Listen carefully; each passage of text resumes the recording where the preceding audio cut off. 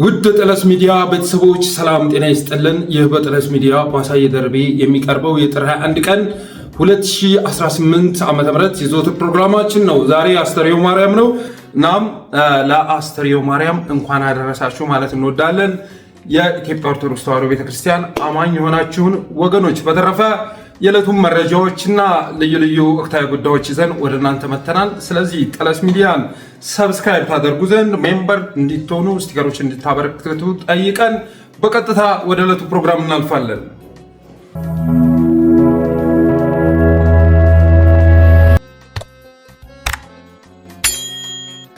ከቀዝቃዛ ቦታ ይበቅላል ደድሆ የፈራሁት ነገር መጣ ድሆ ድሆ የሚል ስንኝ አለ በአማራ ትውፊት ውስጥ። ምናልባትም በአግባቡ ብዬው ከሆነ ከቀዝቃዛ ቦታ አይ ቲንክ ይሄን የተሳሳብኩ ይመስለኛል። ኤኒዌይስ ግን ይገጥማል። ከቀዝቃዛ ቦታ ይበቅላል ደድሆ የፈራሁት ነገር መጣ ድሆ ድሆ የሚል አባባል አለ፣ ስንኝ አለ። ዋናው ነገር የፈራውን ነገር መጣ ድሆ ድሆ የሚለው ስለሆነ እና ስንፈራው የኖረውን ነገር አሁን ላይ ተከስቷል። ስንፈራው አማራ ሁሉ በስጋ ሲመለከተው የነበረው ነገር ሌሎችም አገር ወዳድ ኢትዮጵያውያን በስጋ ሲመለከቱት የነበረው ጉዳይ አሁን ላይ ተከስቷል። ብዙዎች ግን መቼም ሊመጣ አይችልም መቼም እያሉ ሲያስተባብሉት ከነበረው እውነት ጋር ተጋፍጠዋል። ይህ ጊዜ እንዳይመጣ በርካታ ወገኖች መናገር ያለባቸውን ተናግረው እስር ቤት ገብተዋል። መናገር ያለባቸውን ተናግረዋል፣ ተሰድተዋል። መናገር ያለባቸውን ተናግረው አድማጭ ሲያጡ ወደ ትግል ሜዳ ገብተዋል። አንተማ የምትሰማ መንግስት አይደለም፣ ሁሌ በሰሜኖች ላይ እየቆመርክ መኖር የምትፈልግና ይህንን ደግሞ አንፈቅድም ብለው ወደ ትግል ገብተዋል። እንግዲህ እንደምታስታውሱት ከዚህ በፊት ወልቃይትን በተመለከተ በአማራዎች ትግል ከጎጃም የሚመጣ ከወሎ ከሸዋ እንዳለ አማራው ተረባርቦ ወልቃይት ላይ ባደረገው ተጋድሎ የወልቃይትን ማንነት ማስመለስ ተችሎ ነበር። የራያም በተመሳሳይ መልኩ ግን ደግሞ ራያ ላይ የተለያዩ ኃይሎች በመኖራቸው የተነሳ ራያ ራዩማ እያለ ራሱን የሚጠራ ትግረኛ ተናጋሪውም አፋን ኦሮሞ ተናጋሪውም የተለያዩ ኃይሎች ያሉበት በመሆናቸው የተነሳ የራያ ፖለቲካ ለአማራ ጸጋ መሆን ሲገባው አደጋ ይዘው መምጣት ጀመሩ ማለት ነው። ሲፈልጉ የወሎን የክልልነት ጥያቄ ያነሳሉ፣ ሲፈልጉ ራያ ራዩማ የራሳችን ማንነት ይላሉ። በቃ ነገሮችን አምታቷቸው ማለት ነው። ስንት ስንጮህ እንዳልነበረ ከዛ ኦህዴድ ወደፊት ያመጣቸው ኃይሎች ፖለቲካውን ተቆጣጥረው ይንጡት ጀመር። እነ ዶክተር ሲሳይ መንግስቴ ያደፍጡ ጀመር። በርካቶች እነ ዮሐንስ ቦያለው፣ እነ ክርስቲያን ታደለ፣ እነ ካሳ ተሻገር፣ እነ ዶክተር ቴዎድሮስ መናገር ያለባቸውን እየተናገሩ እስር ቤት ሲገቡ ራያ ኮሚቴ ሰብሳቢ ኦር የሆነ ኃላፊነት የተሰጠው ዶክተር ሲሳይ መንግስቴ ግን አንድ አፍታ ላይ ቀርቦ ይውሸለሸል ጀመር። የሌለ ትንታኔ ይሰጥ ጀመር። ዳተኝነት ካለማ ከራያ በላይ ማንም ሊታገል አይችልም በማለት አማራው ወደ ኋላ ማለት ጀመረ። ከዛ በፊት ግን ኦህዴዶችንም በአደኖችንም ሲገፋ እንደነበር አይዘነጋም። የወልቃይትን ጉዳይ ግን መላው አማራ ይዞት የኔ ነው ብሎ ሲታገል ነበር። ግን የሚያሳዝነው ነገር በወልቃይት ጉዳይ ላይ ኦህዴድን መታገል ወያኔን ማገልገል ነው ተባል። በወልቃይት ጉዳይ ላይ ኦህዴድን ጌታችንን የምትታገል በሙሉ በተዘዋዋሪ ወያኔን የምታገለግሉ ናችሁ ተባል። ምክንያቱ ደግሞ ምንድነው? በኃይል ከተመለሰ በኋላ ህጋዊ ዕውቅና ይሰጠው በማለት ስንጠይቅ ከጳጳሱ በላይ በጣም እየጮሃችሁ ነው። ምነው የቄሱ ጩኸት በረታ ከጳጳሱ በላይ። ወልቃይት ባለቤት አለው ተባሉ እነ ዶክተር ደሳለኝ ጫኔ። ምነው ጩኸታችሁ ከፍየሉ በላይ ሆነ? የወልቃይት ጉዳይ ተመልሷል አላችሁ እኮ አርፋችሁ ተቀመጡ እንጂ ተባሉ። እነ ኮሎኔል ደመቀ ዘውዱ እየወጡ ሲናገሩ የነበሩትን ታስታውሳላችሁ። ሐምሌ 5ን በማስመልከት ምን ሲሉ እንደነበር ታስታውሳላችሁ። እና እሸተ ደመለው ምን ሲሉ ነበር? የእይታ መንሸዋረሩ አሁን ከደመኛ ጠላታችን ካልነው ወያኔ ጋር የሚነጋገሩ ኃይላት ተፈጥረዋል ማለት ነው። ይሄ በውል ማየት ያስፈልገናል። ቢወያይ አማራ ነፃ ወጣለሁ የሚል ኃይል እንዴት ከወያኔ ጋር ይወያያል? ከወያኔ ጋር የሚወያይ የትኛውም ኃይል ጠላታችን። ይሄ መደምደም አለብን። አስገራሚ ነው። ሐምሌ 5 ተከትሎ ብዙ ለውጥ፣ ብዙ ተአምር፣ ብዙ አስደሳችን፣ ብዙ አስተማሪ ተግባራትን አይተናል። አስደሳችም የምንለው ጨቋኙ አፋኙ ስርዓትን ተገርፍሶ የለውጥ መንግስት መጥቷል። የዚህ ስርዓትን ትሩፋት ወልቃይት ጠገዴ ነፃ ወጥተናል። ራስ በራሳችንን ለመምራትም ለመመራትም በቅተናል። የወልቃይት ጠገዴ ማህበረሰብ በምክንያት የሚታገል በምክንያት የሚደግፍ ህዝብ ነው። ከሚናፍስ የማይነፍስ መሪዎችና መንግስትን የሚያከብር ህዝብ ነው። ፌደራል እናስተዳድረው ሆነ እንስጣችሁ በጀት የሚለው የአማራ ክልል ደግሞ ይህን ጉዳይ በጭራሽ ወደ ፌደራል አሳልፈን አንሰጥም፣ አካባቢ መልስ ነው ማግኘት አለበት የሚል ምክንያት በእነዚህ መካከሎች እስካሁን በጀቱ እንዳልሄደ ነው የተረዳ ነው። እንደሰማችሁት ነው እንግዲህ ሐምሌ 5ን በማስመልከት ጨቋኙ አውሬ ስርዓት ተገርስሶ ሐምሌ 5 ማለት ነው የለውጡ መንግስት የመጣበት ነው ተባለ። ራሳችንን እያስተዳደርን ነው፣ ነፃነታችንን ተጎናጽፈናል፣ የወልቃይት ጥያቄ ተመልሷል ተባልን። ኧረ ተው አልተመለሰም። በጀት እንኳን አልተለቀቀላችሁም። የመሰረተ ልማት ዝርጋታም እየተከናወነ አይደለም። ውሃ፣ መብራት ከብዙ ነገሮች እኮ ተደርጋችሁ ነበረ እና መንግስት መስጠት ያለበትን አገልግሎት እየሰጠ አይደለም። የወልቃይትም ጥያቄ ገና ነው፣ አላለቀም። ሌላ ዙር ጦርነት አለ እያልን ስንል የነበረ ቢሆንም ለወያኔ ነው የምትጮሁት ተባል። ከዚህ ባለፈም የአማራን ትግል ማንቋሸሽ የሚፈልጉት እነ ኮሎኔል ደመቀ የወልቃይትን አማራ ከሌላው አማራ የተለየ አስተሳሰብ ያለው እንደሆነ አድርገው በማቅረብ በምክንያት የሚታገል በምክንያት የሚደግፍ ከሚነፍሱት ጋር የማይነፍስ ህዝብ ነው፣ ሌላው አማራ ግን ከመጣው ከሜዳው ጋር የሚነፍስ ነው ተባል። ከዛም አልፎ እነሸት ደመለው እንግዲህ እንደሰማችኋቸው የወያኔ ተላላኪዎች እያሉ እንትን ሲሏቸው ነበረ። ከወያኔ ጋር መቼም ቢሆን በዚህ ጉዳይ ላይ ለድርድር የሚቀመጥ አይደል አማራ ሊባል አይችልም ይላችኋል። እሸት ደምለው ዞር ብላችሁ ስትመለሱ ደግሞ እንትን ጃኖ ለብሰው ጌታቸው ረዳ ሲቀበሉ ታገኛችኋላችሁ። ጃኖ ለብሰው ጌታቸው ረዳ ጋር እንግዲህ ዋናው ወያኔ እሱ ነው አይደለም። በዛ ጦርነት ላይ ከጌታቸው የበለጠ ደብረ ጽዮን አስተዋጽኦ ነበረው እንዴ? ከጌታቸው ረዳ በላይ ሌሎቹ የህወሓት አመራሮች ድርሻ ነበራቸው እንዴ? አይመስለኝም። ከጻድቃን በላይ ያንን ጦርነት የመራ የህወሓት አመራር ነበረ? የጦር መሪ ነበረ? አልነበረም። እሱ ጋር ግን በጎን ሲቀመጡ ታያቸዋላችሁ። በሌላ በኩል ግን እንዴት ከወያኔ ጋር ተቀምጦ የአማራ ልጅ ያወራል ይላሉ። ያውም እኮ ምንም ነገር ባልተፈጠረበት ነው፣ ምንም በሌለበት ሁኔታ እንደዛ ሲሉ ነበር። ስለ በጀትም ሲጠየቁ ፌዴራል የሚያስተዳድረው ከሆነ እንስጣችሁ ተብለናል። እኛ ግን የወልቃይት ማህበረሰብም በፌዴራል መተዳደር አይፈልግም ከአማራ ጋር ነው እያሉ ሲለሳለሱ ነበር እነ ኮሎኔል ደመቀ። ምን አመጣው ፌዴራል የሚለውን ነገር ምን አመጣው? በጀት መልቀቅ ብለው ማፋጠጥ ሲገባቸው ማለት ነው። የሆነ እነ ዶክተር ደሳለኝ እንደዚህ አይነት ጥያቄ ሲያነሱ ሲሰጣቸው የነበረ መልስ ይታወቃል። የጠለስ ሚዲያ ታዳሚዎች በዚህ በኩል ላይ ጠለስ ሚዲያ ሲሰራ የነበረውን ፕሮግራም የምታስታውሱት ነው። የተለየ ስጋት ስላለኝ ሁሌ ጎንደር ወልቃይት ስንል ነበር። ስጋታችን ስንገልጽ ነበር። ሌላ ዙር ጦርነት አለ። አሁንም ቀጣይ ሊኖር ይችላል። አሁንም ይሄ ጦርነት ከተደረገ በኋላ ሌላ ዙር ሁሉ ሊደረግ ይችላል። መልስ እስካላገኘ ድረስ እስካልተቋጨ ድረስ ፋኖም ወደ ትግል የገባው እኮ በዚህ ምክንያት ነው። ስለዚህ ያንን ስንል የወያኔ ተላላኪ ተባል። እኛ እኮ 27 ዓመት ስልጣን ላይ የነበረው ወያኔ በአማራ ላይ በኢትዮጵያ ላይ የፈጸመውን ግፍ ጎዳናው እስኪቋጭና የሐሳብ ቀንዘሎች በሚል መጽሐፎቻችን የሰነርነን። እኛ እኮ ጎንደር ዩኒቨርሲቲ ወልቃይት አካባቢ ብቻ የተፈጸመውን ግፍ በወያኔ የተፈጸመውን ግፍ በመጽሐፍ መልክ ሲያሳትም እንደ አማራ የተከሰተውን የጻፍነን። ለዛውስ ወያኔ ብቻ የፈጸመውን ነው እንዴ? የጉምዝ ታጣቂ ኦህዴድ ጭምር የፈጸመውን ኦነግ የሚባል ኃይል በመጠቀም የፈጸመውን የተደራጀ መንጋ በመጠቀም የፈጸመውን በ5 ዓመት ውስጥ የተፈጸመውን በሙሉ የሰነነን እኮ። በዛ በሰሜኑ ጦርነት ወቅት እነ አጋይ አድማሱ እነ ኮሎኔል ደመቀ የፈጸሙትን ጀብዱ የተረክነን እኮ። የመጀመሪያውን የለውጥ ብስራት የኮሎኔል ደመቀ ያኔ የተኮሳት እርሳስ ያመጣችሁን አስተዋጽኦ እኮ በስንኝ በተለያየ መልኩ የጻፍነን። እንዴት ነው ለወያኔ የምንላላከው? እንኳን ለወያኔ ቅርና ለአፋብን እንኳን ልንላላክ የምንችለው ከአማራ ጥቅም በተቃራኒ ተሰልፎ እስካላገኘነው ድረስ ነው። እኛን የሚገዛን የአማራ ሕዝብ ጥቅም ነው እያልን የምንናገርም የሚያዳምጠን አልተገኘም። አሁንም ያፍረጃ ተጠናክሮ ቀጥሏል። በተረፈ ግን ይህንን ጊዜ ያመጣው ኦህዴድን መታገል አለመቻል ነው። ኦህዴድን የሚታገሉ ወገኖችም በወልቃይት ጉዳይ ላይ ለምንድን ነው አወዛጋቢ አድርገህ የምትይዘው ኬዙን ለምን ሶሉሽን አትሰጥም ሲሉ የነበሩ ምን ተባሉ? በወልቃይት ጉዳይ ኦህዴድን መታገል ወያኔ ማገልገል ነውና አርፋችሁ ቁጭ በሉ። በወልቃይት ጉዳይ ላይ እንድትታገሉ የምንፈልገው ከወያኔ ጋር ነው። ኦህዴድማ ጥያቄያችንን ያስመለሰ ጀግናችን ስለሆነ ስርዓታችን መንግስታችን ስለሆነ የለውጡ መንግስትን አትንኩ ተባለ።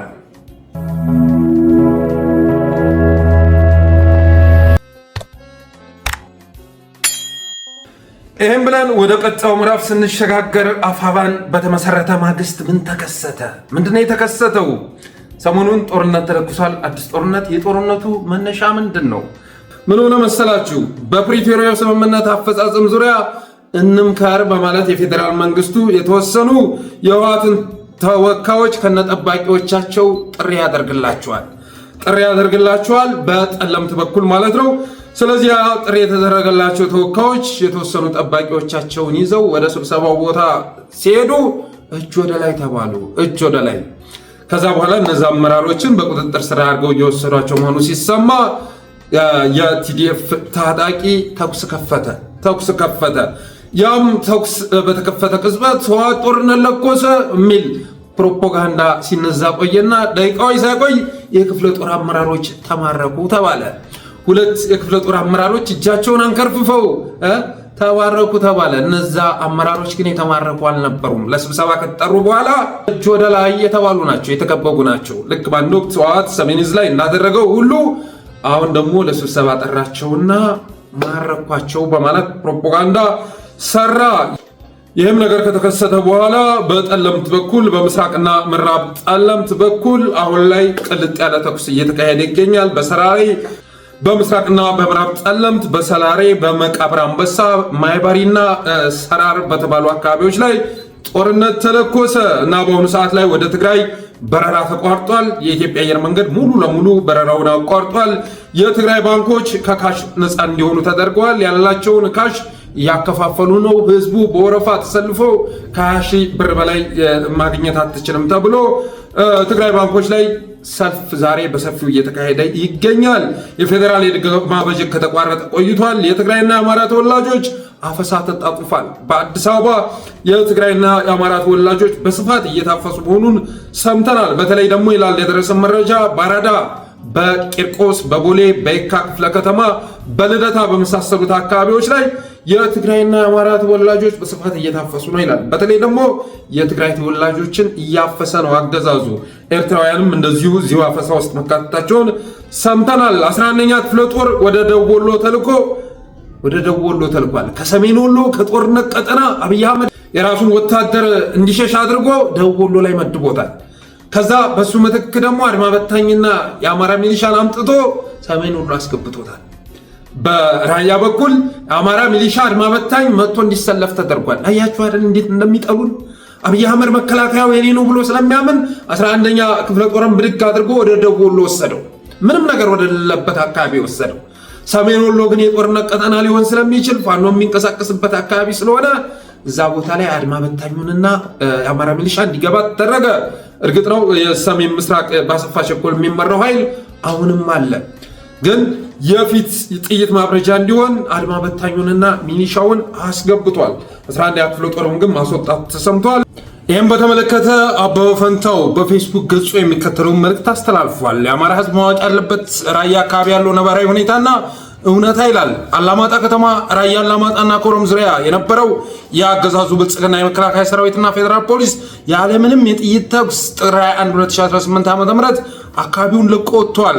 ፋሽስቱ የብልጽግና አገዛዝ ሚያዝያ 2016 ዓ.ም ራያ ላይ የነበረውን መዋቅር በሴራ አፍርሶ አካባቢውን አሳልፎ መስጠት በኋላም የተወሰኑ ኃይሉን በተለያዩ ቦታዎች ላይ በማስፈር አካባቢውን ከትግራይ ኃይሎች ጋር ይዞ መቆየቱ የሚታወቅ ነው። አገዛዙ በተጠቀሱት የራያ አካባቢዎች ከሚያዝያ 2016 ዓ.ም ጀምሮ ከትግራይ ኃይሎች ጋር በጋራ ሰፍሮ ይኖር የነበረውን ሰራዊት ጥር 1 2018 ዓ.ም ዛሬ ማለት ነው ያለምንም የጥይት ተኩስ ለቆ እንዲወጣ አድርጎ ቦታው ሙሉ ለሙሉ ለትግራይ ኃይሎች አስረክቧል። ራያን አስረክቦታል። ከዚህ ጋር ተያይዞም አገዛዙ በዚህ መንገድ ለቆና አስረክቦ የወጣውን የራያ አካባቢዎች የሐሰት ፕሮፓጋንዳና ሴራ ሊሰራበት እንደተዘጋጀ መረጃው አለን። ይህንን ከአሁን በፊት እንዳደረገውና አሁንም እንደሚያደርግ ግን ለህዝብ የተደበቀ አይደለም። ብልጽግና ይዞት የነበረውን የራያ መሬት በዚህ መንገድ መንገድ ያስረከበ መሆኑ እየታወቀ ነገር ግን በክልሉ በሁሉም አካባቢዎች ህዝቡ ላይ የተለመደ ጸረ ፋኖ የውሸት ፕሮፓጋንዳውን በመስራትና አዲስ የውጊያ አጀንዳ መፍጠር ብሎም በጸረ ህዝብና ሀገር አፍራሽ ሚዲያዎቹ በማስተጋባት ለአማራው ከልቂት በስተቀር አንዳች መፍትሄ ወደ ሌላው ጦርነት በማስገባት እድሜውን ለማራዘም እየሰራ ይገኛል ብሏል። ከዚህ ጋር ተያይዞም ከደቡብ ወሎ ዞን የተለያዩ ወረዳዎች በሚሊሻ ስም የሰበሰበውን የአማራ ገበሬና አድማ ብተና ቀልሞ ወልዲያና ራያ ቆቦ ዙሪያ ያሰፈረ ሲሆን ከሰሜን ወሎ ሚሊሻ ጋር በማድረግ በቀጣይ ከትግራይ ኃይሎች ጋር ሊያደርገው ባሰበው ጦርነት ከፊል ለማገዳቸው ዝግጅቱን ጨርሷል። ማስተዋሻ አገዛዙ በአሁኑ ሰዓት ሰሜን ወሎ ዞን ባሉ ወረዳዎች የግል ታጣቂዎችን ሳይቀር ለጥር 22 2018 ዓ.ም አስቸኳይ ስብሰባ እየጠራ ይገኛል። እውነታው ይሄ ነው ይላል። ስለዚህ አገዛዙ ራያን ማስረከቡ ታውቋል።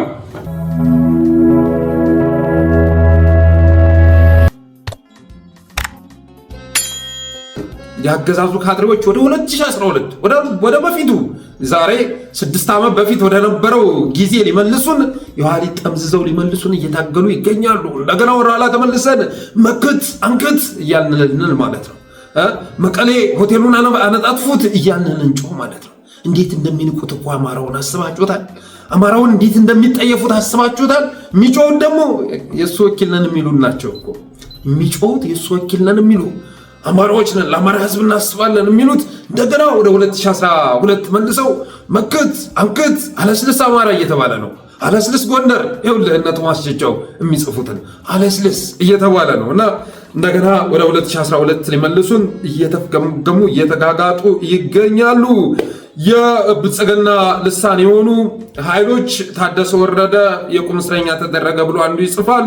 ሌላኛው ደግሞ ታደሰ ወረደ መግለጫ እንዲሰጥ እያሸመደዱት ነው፣ ህዋቶች ቁጭ አድርገው እያሸመደዱት ነው ይላሉ። የሚጽፉትን አያችሁ አይደል? እንዴት እንደተጣረሰ እየተነጋገራችሁ እንጂ እየተናበባችሁ ምንድነው? በዚህ ልክ መደናገጥ ማለት እንወዳለን።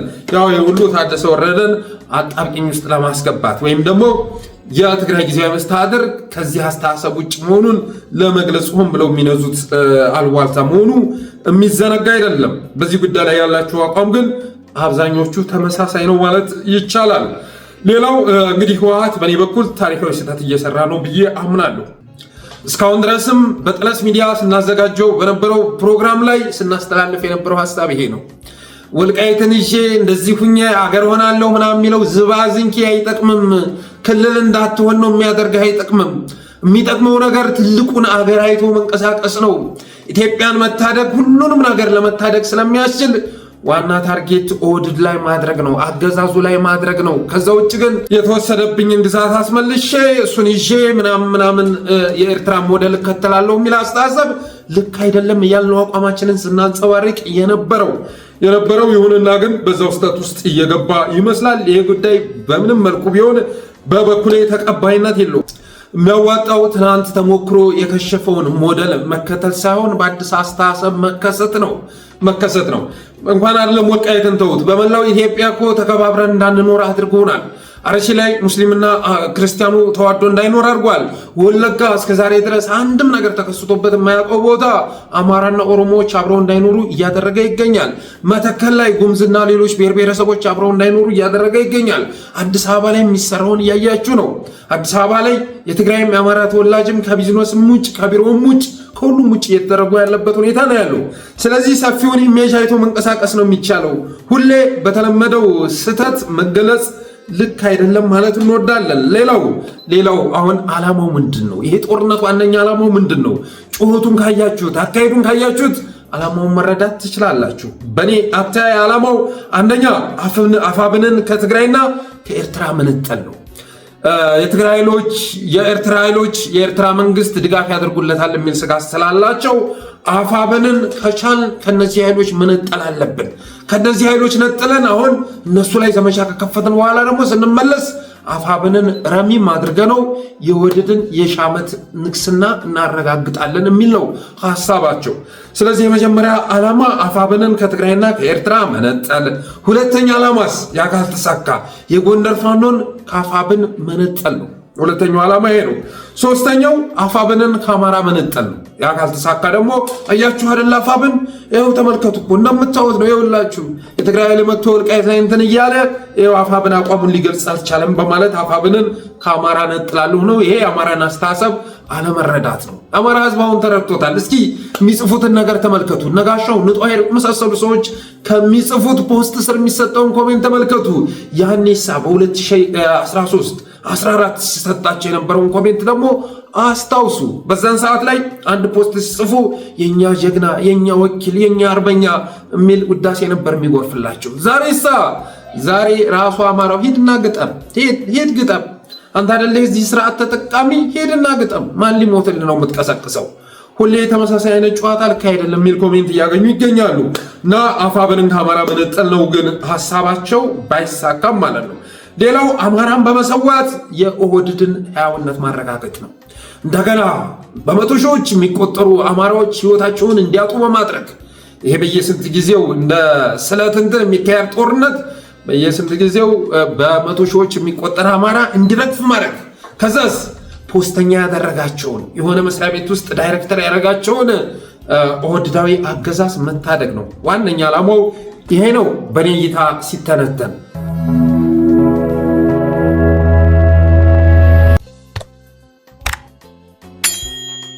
ሌላው ስለ ጦርነቱ የሚጮሁ እነማን ናቸው የሚጮሁት? አሁን ላይ ጦርነቱን እየቀሰቀሱ ያሉት አለስልስ፣ ዝመት፣ አንክት፣ መክት እያሉ ያሉት እነማን ናቸው የሚለው ጉዳይ ላይ የራሴ ምልከታ ሳቀርብ አንደኛ አማርኛ ተናጋሪው ኦህዴድ ነው።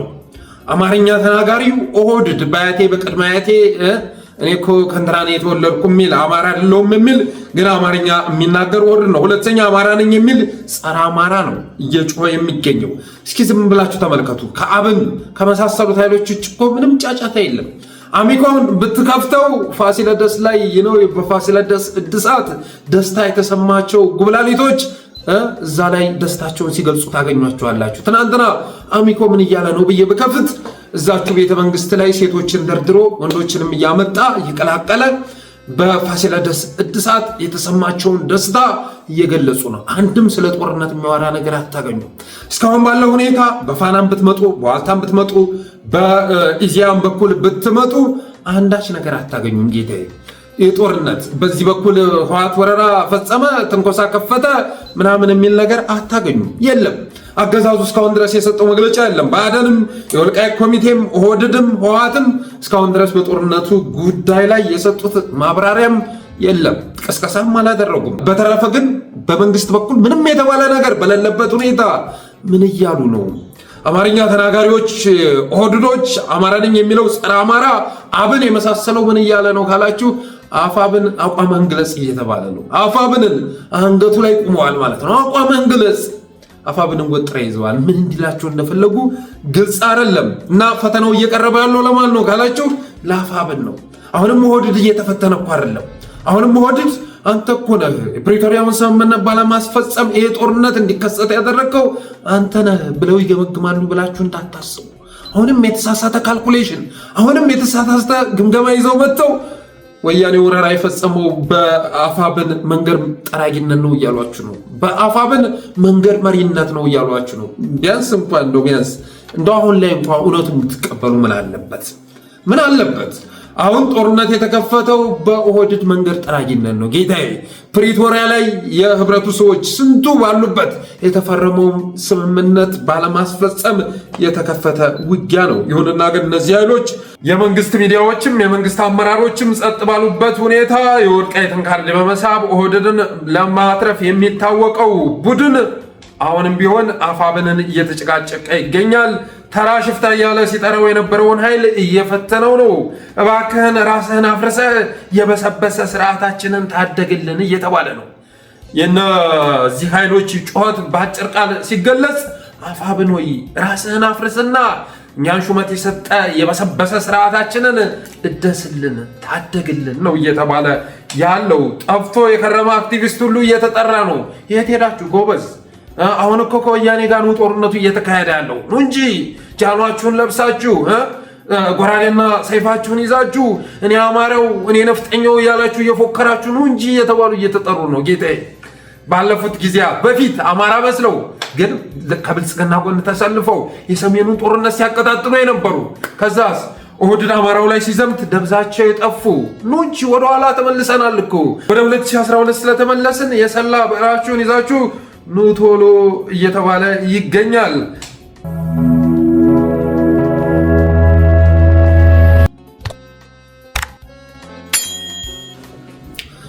እና ለነዚህ ኃይሎች ጫጫታ አፋብን ምን የሚል መልስ ሰጠ የሚለው ጉዳይ ላይ አፋብን ባይሆንም አስረስ ማረ ግን ተገቢውን መልስ ሰጥቷቸዋል። አስረስ ማረ ምን አለ?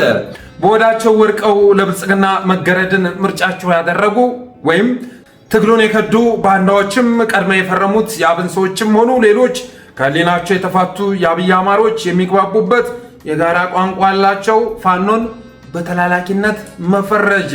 ይህንን ነገር ደጋግሞ የሚያጫወት መደበቂያ ፍለጋ ነው ይላል። የዘር ማጥፋት ጦርነት ታውጆበት እየተጨፈጨፈ ያለን ህዝብ በመካዳቸው እርቃናቸውን ቆመዋል። ከሞራል ከህሊናና ከታሪክ ጥያቄዎች የሚሸሸጉበት ዋሻ ፈልገዋል። ይህንን ዋሻ አጡ ባንዳዎችና የተላላኪነት ምልክቶች ህይወቱን እየሰጠ ህዝቡን ከጥፋት በማዳን ላይ ያለን ታጋይ በማጠልሸትና አቻ ፍለጋ ላይ በመሰማራት ራሳቸውን ሊያስደስቱ እየደከሙ ነው አለ አስረስ ማረ። እነሱ እርቃናቸውን ስለቆሙ ከትግላችን አነሳስና ባህሪ ጋር በማይገናኝ መንገድ ፋኖን የሆነ አካል ይመራዋል ብሎ በመፈረጅ እንደነሱ ህሊናችን እንዲታረዝላቸው ይፈልጋሉ። ፋኖ በታሪክ ፊት በክብር የሚያቆመውን ጸረ አገዛዝ ተጋድሎ እያደረገ ነው። መላላክና በራስ ህዝብ ላይ መቆመር የባንዳዎች የህይወት መመሪያ ነው። ብዕር አይጠፍ ወንድም አለም። ፋኖ የአማራን ህዝብ ከመጥፋት ለመታደግ ክብር መስዋዕትነት የሚከፍል በዚህ ዘመን ካሉ ግዙፍ የነጻነት የሰብአዊ መብት ታጋዮች ቀዳሚው ነው። የአማራ ፋኖ ብሔራዊ ንቅናቄ የሚያስከትለው ወይም በጋራ የሚያሰልፈው እንጂ ለብልጽግና እንዳደሩት የሚገብርለት ወይም ጁኒየር የሚሆንለት አጋር የለውም። ይህንን ከዚህ በፊትም አርበኛ ዘመነ ካሴ ተናግሯል። በህልውናችን ላይ በመጣ ጊዜ ህወሓትን ጨምሮ የትኛውንም አካል ለማዋጋት የሚቀርመን እንደሌለ ህዝባችን ጠንቅቆ ያውቃል። ይህንን ደግሞ ከአብይ ጉያ ሰርተዎች ቀን ሳይሆን በራሳችን መንገድ ያደረግነው ማድረግም የምንችለው እንደሆነ በተግባር አረጋግጠናል። የህልውና ጦርነት ውስጥ የከተተን የብልጽግና አገዛዝ ፕሮፓጋንዳም የውጊያ መስመርም ሊያዘጋጅልን አይችልም። በዩኤኢ ጀትና ድሮን አማራን ለሚጨፈጭፈው አብይ አህመድ ስልጣን በፈቃደኝነት የሚፈስ የአማራ ደም ፈጽሞ አይኖርም። መስዋዕትነት የምንከፍለው አረመኔውን አገዛዝ በማስወገድ የህልውና ጥያቄያችንን በምሉዕነት ለማረጋገጥ ነው። የአፍሪካ ቀንድ ሰላም የሚመጣው ብልጽግና ሲወገድ ብቻ ነው በማለት አርበኛ አስረስ ማረ እቅጩን ነግሯቸዋል።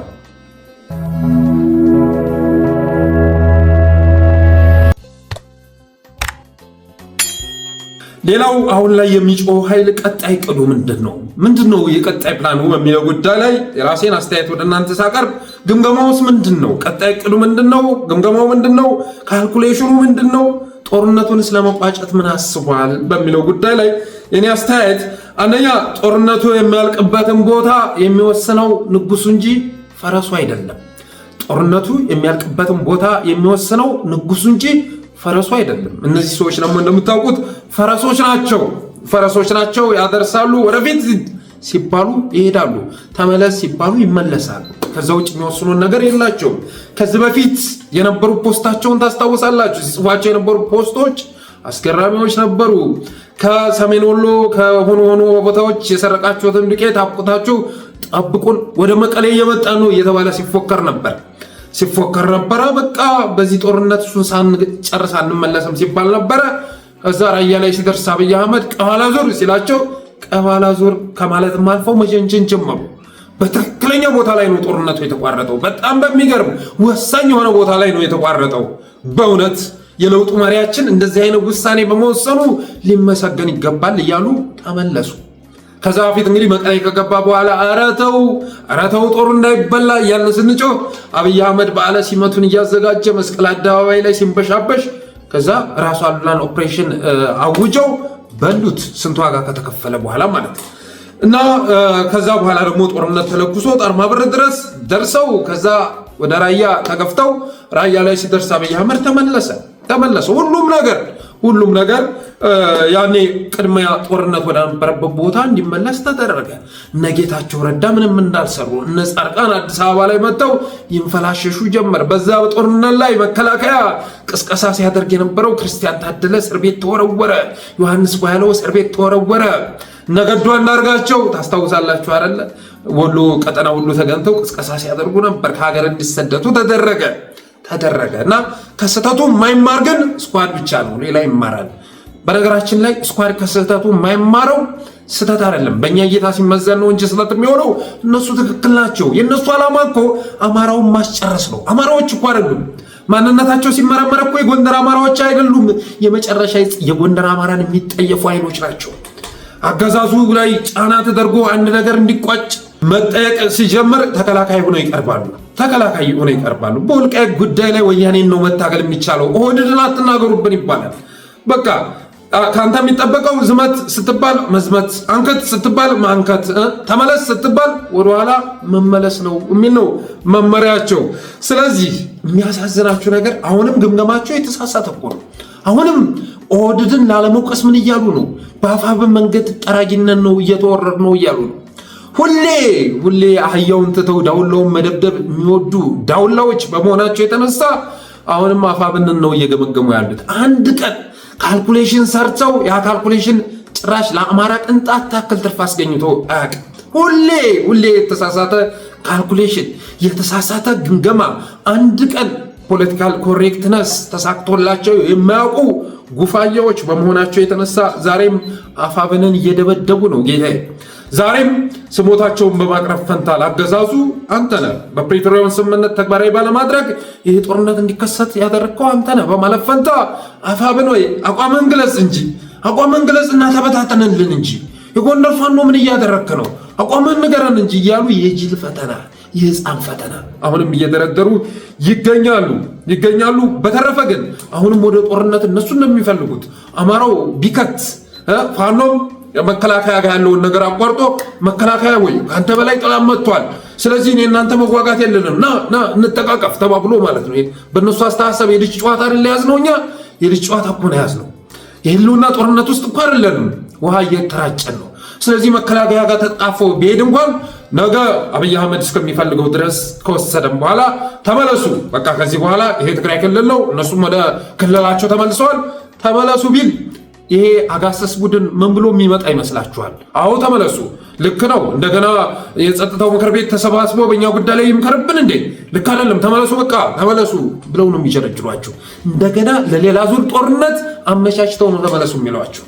እና አማራ ምድር ላይ እነዚህ ኃይሎች በመፈጠራቸው በእጅጉ ያሳዝናል። ጦርነቱን የሚወስነው ግን አሁንም ቢሆን ፈረሱ ሳይሆን ንጉሱ ነው። ሌላ ዙር ጦርነትም የሚቀሰቀስበትን እድል ፈጥረው ሊመጡ ይችላሉ። ይህን ሳስብ አዶልፍ ፓርለሳክ የጻፈው የሀበሻ ጀብዱ የሚል መጽሐፍ አለ እና ፓርለሳክ በወቅቱ በጃንሆይ በጣም ትክን ይልባቸው ነበር። ታስታውሳላችሁ? በመርዝ ጋዝ አምጥተው እነዛን አርበኞች ጭፍጭፍ ካደረጉ በኋላ የሆነ ሰዓት ላይ ጣሊያኖቹ በዛው በምሽጋቸው በአርበኞች ምሽግ ስር ጎብለል እያሉ ሲያልፉ እንምታቸው ተብሎ ጃንሆይ ሲጠየቁ ተዋቸው ይሏቸው ነበር። እነሱ ካልተነኮሏችሁ በስተቀር መልስ አትስጡ ይሉ ነበር ጃንሆይ። ያው ከዓለም አቀፍ አንጻርም ከምንም አንጻር እያዩ ሊሆን ይችላል። ግን አዶልፍ ፓርለሳክ በወቅቱ በጃንሆይ ይበሳጭባቸው ነበር። አርበኞች ምቹ ሁኔታ ውስጥ ነው የራሳቸውን እቅድ አቅደው አጸፋ መስጠት አይችሉም ነበር በወቅቱ። ታስታውሳላችሁ አይደል? ሀበሻ ጀብዱን ያነበባችሁ ሰዎች ታሪኩ ይገባችኋል ብዬ አስባለሁ። አሁንም እየተከሰተ ያለው የሆነ። በተረፈ ግን አሁንም ቁርጠኛ አቋም ወስደው እንዳይመስሏችሁ፣ ቁርጠኛ ሀሳብ እንዳልወሰዱ የምታውቁት እኮ ግምገማቸው የተሳሳተ መሆኑን ስትመለከቱ ነው። አሁንም ኦህዴድ ላይ ጨከን ማለት ባለባቸው ልክ እየጨከኑ አይደለም።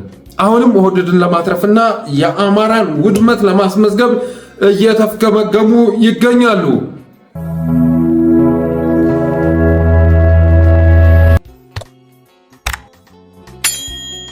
ሌላው የአገዛዙን ፕላን በተመለከተ ነው። ፕላን ቢ አዘጋጅቷል አገዛዙ።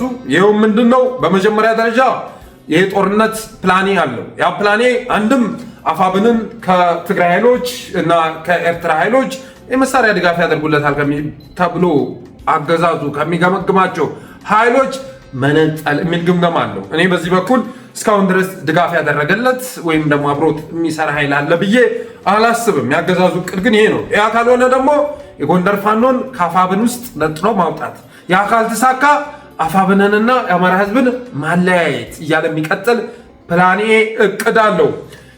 እነዚህ ካልተሳኩሳ አብይ አህመድ አፈግፍግ የሚል ትእዛዝ እየሰጠ ወልቃይትን አስወርሮ ወልቃይትን ካስያዘ በኋላ ከትግራይ ኃይሎች ጋር መነጋገር። አሸናፊ ሆነው ከመጡ እና ማይሳካ ከመሰለው አብይ አህመድ ወልቃይትን አስረክሞ እንደገና ወደ ፕሪቶሪያው ስምምነት መመለስ እና እነሱ ጋር ይዞ የእነሱን ጥያቄ መልሶ በነጻርቃን በነጌታቸው ረዳ በመሳሰሉት አማካኝነት መልሶ የጎንደር ህዝብ ላይ ክህደት መፈጸም ነው። ግን እንደዛ አይነት ክህደት ቢፈጽምም አሁን ለጎንደር ህዝብ እናስባለን አማራን የሚሉት ኃይሎች እዛ ስምምነትም ውስጥ ራሳቸውን ወሽቀው የግላቸውን ጥቅም ማስከበር እስከቻሉ ድረስ ምንም ቢደረግ ግድ አይሰጣቸውም። ግን ያገዛዙ ፕላን ቢ ይሄ መሆኑን ሰምተናል። ምክር ለትግራይ ኃይሎች ይሄንን ትረዱታላችሁ።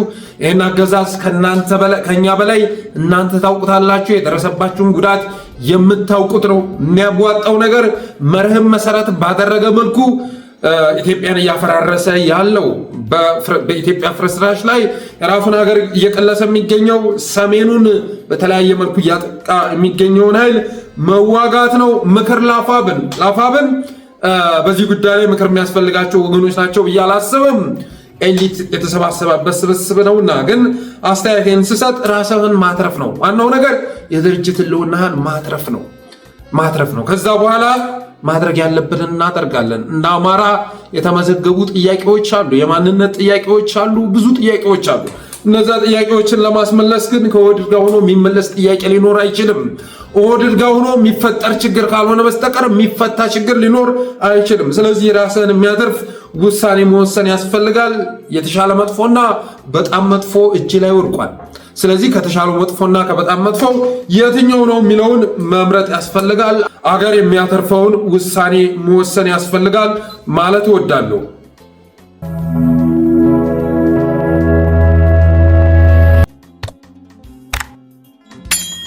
ሌላው እንደ ኦሮሚያ እየተደረገ ያለው ቅስቀሳና ዝግጅት የተመለከተ የደረሰ መረጃ አለ። እንደ ኦሮሚያ አገዛዙ ብዙ ስራ እየሰራ ነው። አስቂኙ ነገር ምን እንደው ታውቃላችሁ? ትናንትና በሽሬ በኩል በመቀሌ በኩል ሲተኮስ በጉጂ በኩል 80 ሸኔ እጁን ሰጠ ተባለ። ዜናውን አይታችሁታል አይደለ? በትናንትናው ዕለት ልክ ጦርነት ሲለኮስ በሰሜኑ በኩል ጉጂ ላይ ያለው ሸኔ እኮ እጁን ሰጠ። 80 ሸኔ በቁጥጥር ስር ዋለ ተባለ። ሸኔን የምታስተዳድሩት እናንተ ናችሁ። አብይ ነው ሽመልስ ነው የሚያስተዳድረው። አዳነች አቤቤ ነች እና ፍቃዱ ተሰማ ናቸው የሚያስተዳድሩት። ለዛም ነው እንግዲህ በዛ በኩል ትንኮሳ ሲከፈት አገዛዙን የሚታገል ኃይል የራሱን ዘመቻ ያውጃል እንጂ እጁን ይሰጣል ተብሎ አይታሰብም። በአማራ በኩል ጠንከር ያለ ዘመቻ ሲደረግ ሸኔ እጁን ይሰጣል። በወለጋ የሚንቀሳቀሰው ይሏቸዋል፣ በጉጂ የሚንቀሳቀሰው፣ ሸዋ ላይ የሚንቀሳቀሰው እጁን ሰጠ እና በትናንትናው ዕለትም 80 ሸኔ እጁን ሰጥቷል ተብሏል። ግን እጃቸውን ሰጥተው ሳይሆን ተጠርተው ነው። ኑ ቶሎ እስካሁን ድረስ ለሌላ ዓላማ ስናውላችሁ ነበር። አሁን ኃይለኛ ጠላት ስለመጣብን ትፈለጋላችሁ ተብሎ ስለተጠሩ ነው። ሌሎች ኃይሎችም እንደዚሁ ጥሪ እንደተደረገላቸው ሰምተናል። ኮሬን የገኛ ሂርጳ፣ ጋሸና፣ ሲርና፣ አባት ወርቤ፣ ሸኔ ምናምን እየተባለ በተለያየ ስም የሚጠራው ግን ተመሳሳይ ዓላማ ያለው በአገዛዙ የሚታገዝ ኃይል ሁሉ መጠራቱን ሰምተናል። ሌላው ሁሉም ታጣቂ ሀገረ ኦሮሚያን ለመጠበቅ እንዲነሳ ጥሪ መደረጉን ሰምተናል። የኢትዮጵያ ጉዳይ ካቃተ ሀገረ ኦሮሚያን እናስከብራለን እየተባለ ነው አሉ። በኦሮሚያ ክልል የኢትዮጵያ ጉዳይ ካቃተ ሀገረ ኦሮሚያን ስለምናስከብር መላው የኦሮሞ ሕዝብ ተነስቶ ዝግጁ መሆን አለበት የሚል ጥሪ እየተደረገ መሆኑ ሰምተናል።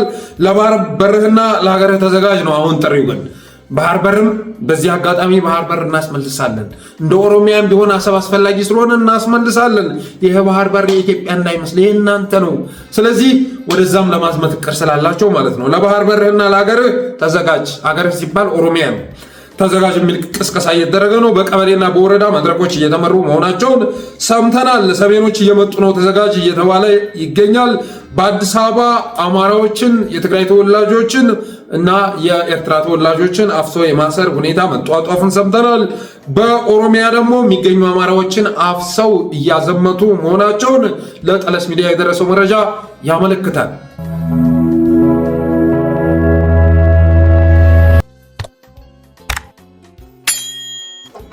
ወደ ቀጣዩ ርዕስ ስንሸጋገር ጎጃም ቀጠና ቋሪት ሰልፍ ሜዳ ላይ ዛሬ በአርበኛ ዝናቡ የተመራ የደፈጣ ውጊያ መካሄዱን ሰምተናል።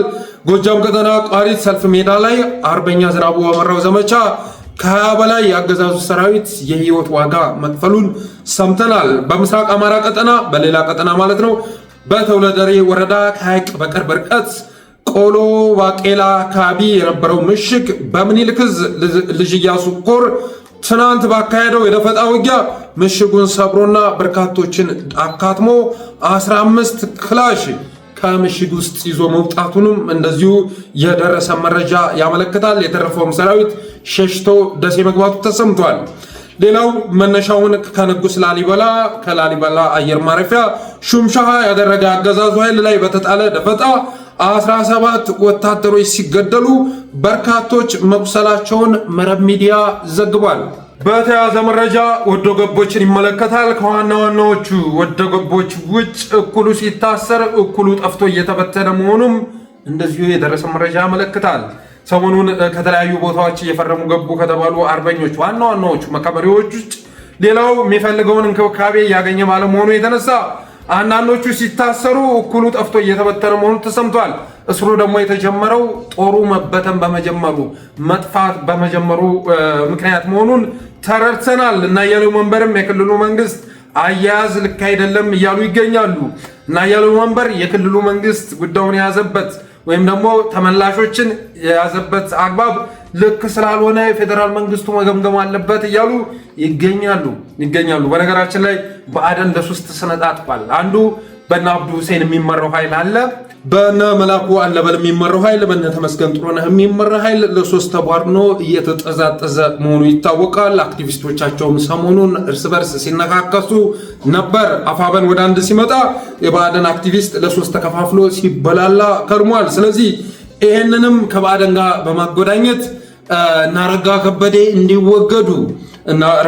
እንዲወገዱና ሌሎች እንዲተኩና ያለው መንበር ቅስቀሳ እያደረጉ ይገኛሉ። እና ያለው መንበር የሚመሩት የሚላኩት ቡድን አማራ ክልልን ብታስረክቡኝ እንደ ጎንደር ሁሉ እንደ ደቡብ ጎንደር ላይ እንደሰራው ስራ የተወሰኑ ቀድሞ ያሰማራቸውን ኃይሎች ማስመለስ ችሎ የለ ሌላውም እንዲገባ ማድረግ እችላለሁ እያለ ይገኛል። ስለዚህ እና አረጋ ከበደን ለዚህ ጉዳይ ተጠያቂ በማድረግ ቦታውን አስረክቡኝ ማለቱን አጠናክሮ ቀጥሏል። በነገራችን ላይ ብአዴን አሁን ላይ ያመነታ መሆኑን ሰምተናል። የቀድሞ አለቃው እየመጣ መሆኑን ሲሰማ የትግራይ ኃይሎች ቀረቤታቸው ለአፋብን ሳይሆን ለብአዴን ነው። እውነቱ ይሄ ነው፣ ለብአዴን ነው። የቀድሞ ስርዓታቸውን መመለስ ይፈልጋሉ። ድሮ እኮ ተከብረው ማንም ሳይነካቸው 24 ሰዓት በነጭ ኮብራ ነበር የሚንፈላሰሱት። ጌታዬ አሁን በማስክ ተሸፍነው ማንነታቸውን ደብቀው ካሁን ተመታን እያሉ የሚንቀሳቀሱበት ክልል ነው ያለው። እንደ ድሮ ቁልፍ እየጎዘጎዙ መጓዝ የለም ጌታዬ፣ እየተንቀጠቀጡ እየተብረከረኩ ነው የሚጓዙት። ስለዚህ የቀድሞ አለቃችንን ብንመልሰውና ወደ ቀድሞ እንትናችን ብንመለስ እኮ ከዚህ ይሻለናል የሚል አማራጭ እያዩ መሆናቸውን ሰምተናል። አፋብን ሳይሆን እነሱን እየጠበቀ የሚገኘው ብአዴን መሆኑ ይታወቃል። በዚህም የተነሳ አብኖችም ሌሎችም አመራሩን ማጥራት አለበት ወድድ እያሉ ይገኛሉ። የክልሉን አመራር ማጥራት አለበት፣ ካልሆነ ግን የሚመዘገብ ድል ሊኖር አይችልም ማለታቸውን አጠናክረው ቀጥለዋል። በተረፈ እንግዲህ መጪውን ጊዜ አብረን የምናየው ይሆናል። ይህ ጉዳይ እኔ አማራ ላይ የተለየ ነገር ይፈጥራል ብዬ አላስብም። እስካሁን ድረስ ኦህዴድ በሙሉ አቅሙ ላያችን ላይ ያለ የሌለ ኃይሉን አዝንቦ መከራችንን ሲያበላን ነበር እና ኦህዴድን የሚያባትል የሚከፋፍል ነገር በሙሉ ለአማራ ጸጋ እንጂ አደጋ ሊኖረው አይችልም። በተረፈ አፋብን የሚጠራው ግን ምን እንዲያደርግ ተፈልጎ እንደሆነ ግልጽ አይደለም። በድሮን ሲጨፈጭፈው የከረመውን አገዛዝ በድሮን ሲጨፈጭፈው አሁን የገቡ ዶገቦች ለምሳሌ የአሻራ ሚዲያ ላይ ሲሰራ የነበረው እነ ኤልያስ ደባሱ አማራ ምድር ላይ ሲጨፈጭፍ የነበረው ፋኖ ነው ግን ንጹሃን ነው እያልኩኝ ስለ የነበርኩት ደግሞ እኔ ነበርኩ ሲል ነበር። አናውቀውም እኮ ይሄን ልጅ እኔ ለአንድ ቀን ዘገባውን የዚህን ልጅ ሰምቼ አላውቅም። ግን ምን አይነት ካዲዎች ደግሞ አሁን ላይ የብአዴን ቦታ ለመቆጣጠር እንደቋመጡ ትረዳላችሁ። ምን አይነት ከሱ የባሱ ኃይሎች እየተሰበሰቡ መሆናቸውን ትረዳላችሁ። በተረፈ ግን አፋብን የወልቃይትንም ጉዳይ የራያንም የትኛውንም ጥያቄ ማስመለስ የሚቻለው ራሱን ህልውና ማስጠበቅ ሲቻል ነው። 4 ኪሎ ያለውን ጉድፍ የሆነ አገዛዝ ማስወገድ ሲቻል ነው። ከዛ ውጭ ግን ሁሌ ሲቧጭሩ በሄዱበት መንገድ ሲመላለሱ መኖር ነው የሚሆነው ማለት ወዳለሁ። በተረፈ አብራችሁ ስለቆያችሁ አመሰግናለሁ። የጠለስ ሚዲያ ሜምበር ሰብስክራይበር በመሆን ስቲከሮችን በማበርከት ዝግጅታችንንም ላይክ፣ ሼር እያደረጋችሁ ለሌሎች በማጋራት ጠለስ ሚዲያን አበረታቱ በማለት እንኳን ለአስተርእዮ ማርያም በዓል አደረሳችሁ ብዬ የዛሬ ዝግጅቴን እቋጫለሁ። አመሰግናለሁ።